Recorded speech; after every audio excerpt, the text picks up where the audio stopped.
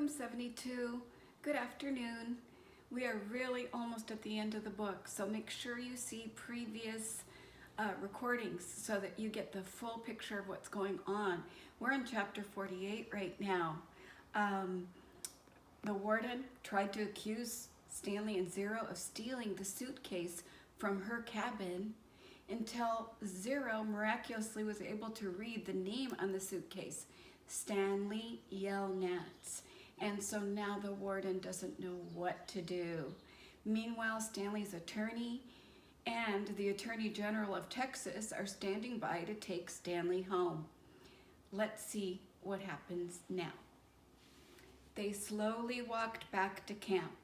The tall man was the Texas Attorney General, the chief law enforcement officer for the state. Stanley's lawyer was named Miss Marengo. Stanley held the suitcase. He was so tired he couldn't think straight. He felt as if he was walking in a dream, not quite able to comprehend what was going on around him.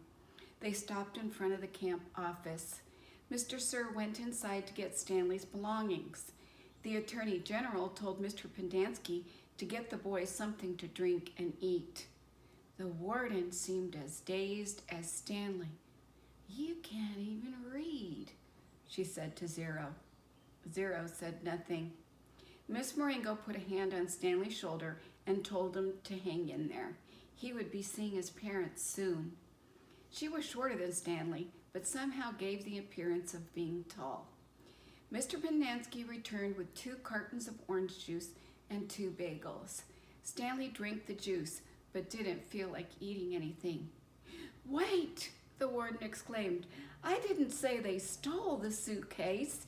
It's his suitcase, obviously, but he put my things from my cabin inside it." "That isn't what you said earlier," said Miss Marengo. "What's in the suitcase?" the warden asked Stanley. "Tell us what's in it, then we'll open it and see." Stanley didn't know what to do. "Stanley, as your lawyer, I advise you not to open your suitcase," said Miss Marengo. "He has to open it," said the warden. "I have the right to check the personal property of any of the detainees. How do I know there aren't drugs or weapons in there? He stole a car too. I've got witnesses." She was nearly hysterical. "He is no longer under your jurisdiction," said Stanley's lawyer. "He has not been officially released," said the warden. "Open the suitcase, Stanley." "Do not open it," said Stanley's lawyer. Stanley did nothing. Mr. Sir returned from the office with Stanley's backpack and clothes. The Attorney General handed Miss Marengo a sheet of paper. "You're free to go," he said to Stanley. "I know you're anxious to get out of here, so you can just keep the orange suit as a souvenir, or burn it, whatever you want. Good luck, Stanley." He reached out his hand to shake, but Miss Marengo hurried Stanley away. "Come on, Stanley," she said. "We have a lot to talk about." Stanley stopped and turned to look at Zero. He couldn't just leave him here. Zero gave him thumbs up. "I can't leave Hector," Stanley said. "I suggest we go," said his lawyer, with a sense of urgency in her voice. "I'll be okay," said Zero. His eyes shifted toward Mr. Pendanski on one side of him and Mr. Sir and the warden on the other side of him. "There's nothing I can do for your friend," said Miss Marengo. "You are released pursuant to an order from the judge." "They'll kill him," said Stanley. "Your friend is not in danger," said the Attorney General. "There's going to be an investigation into everything that's happened here. For the present, I am taking charge of the camp." "Come on, Stanley," said his lawyer. "Your parents are waiting." Stanley stayed where he was. The lawyer sighed. "May I have a look at Hector's file?" she asked. "Certainly," said the Attorney General. "Miss Walker, go get Hector's file." She looked at him blankly. "Well?" The warden turned to Mr. Pendanski. "Bring me Hector Zeroni's file." He stared at her. "Get it," she ordered. Mr. Pendanski went into the office.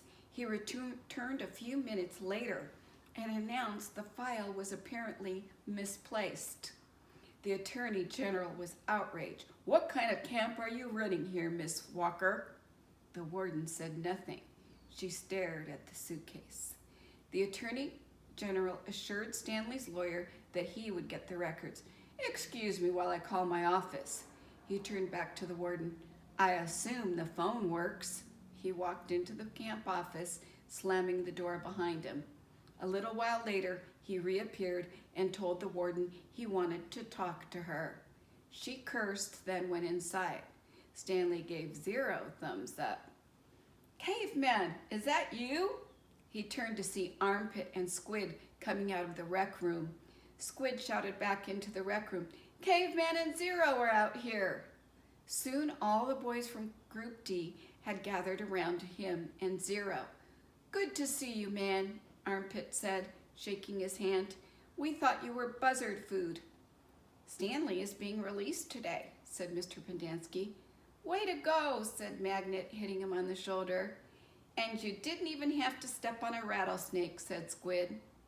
Even Zigzag shook Stanley's hand. "Sorry about, you know." "It's cool," said Stanley. "We had to lift the truck clear out of the hole," Zigzag told him. "It took everybody in C, D, and E. We just picked it right up." "It was really cool," said Twitch. X-Ray was the only one who didn't come over.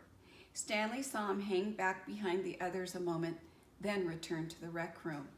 Why do you think X-Ray's not saying hello to Stanley and Zero? If you have any ideas, write them in the comments. I'm not sure why. He seems kind of shy, embarrassed. He's having some kind of emotions. I don't know what. Can you think about what they might be and empathize with X-Ray? Why did he go back into the rec room without saying anything? "Guess what?" said Magnet, glancing at Mr. Pendanski. "Mom says we don't have to dig any more holes." "That's great," Stanley said. "Will you do me a favor?" asked Squid. "I guess," Stanley agreed, somewhat hesitantly. "I want you to." He turned to Miss Marengo. "Hey, lady, you have a pen and a paper I can borrow?"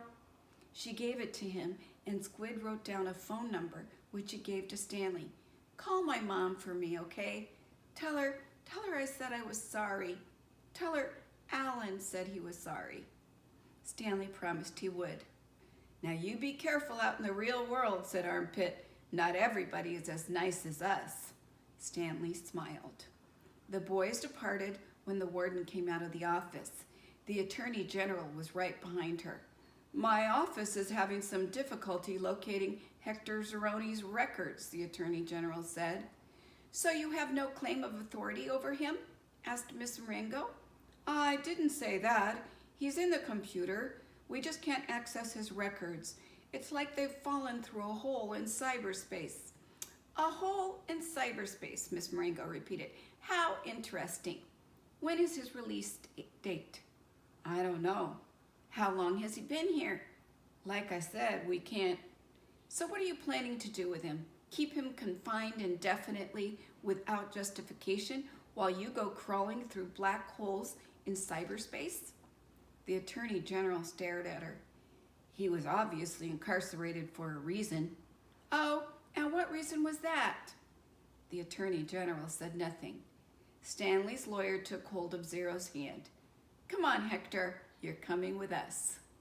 Yay, Hector gets to come too. They're leaving, yay. Now, chapter 49. This is where we're gonna find out why the lizards did not bite Hector and Stanley in the hole. In order to do that, the author is taking us back in time 100 years ago. So let's see what the story is. There never used to be yellow-spotted lizards in the town of Green Lake.